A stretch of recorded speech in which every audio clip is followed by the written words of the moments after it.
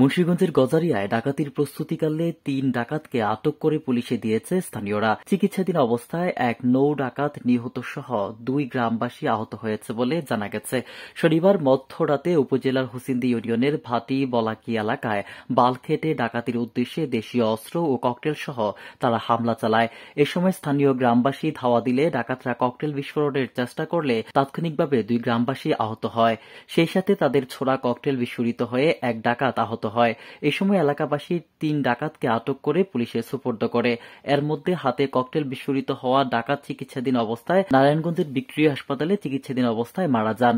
আহত গ্রামবাসী মুন্সিগঞ্জের গজারিয়া উপজেলার ভাটি বলাকি গ্রামের এছাক ব্যাপারীর ছেলে মোহাম্মদ আলম ও রাসেল ব্যাপারীর ছেলে সোহাগ। এ বিষয়ে নারায়ণগঞ্জ নৌ পুলিশ ফাঁড়ির অফিসার ইনচার্জ সালেহ আহমেদ পাঠান জানান, ৩ ডাকাত মুমূর্ষু অবস্থায় আটক করে নারায়ণগঞ্জ ভিক্টোরিয়া হাসপাতালে আনা হয়েছে। চিকিৎসাধীন অবস্থায় একজন মারা গেছে, অপর ২ জনের অবস্থাও আশঙ্কাজনক। ডাকাত দলের পরিচয় সহ চক্রটি কোথায় থেকে এসেছে এ পর্যন্ত বিস্তারিত জানা যায়নি। এ অবস্থায় পুরো এলাকায় আতঙ্ক বিরাজ করছে। গজারিয়া থেকে সুলাইমান শিকদারের রিপোর্ট, আমার বার্তা ডিজিটাল।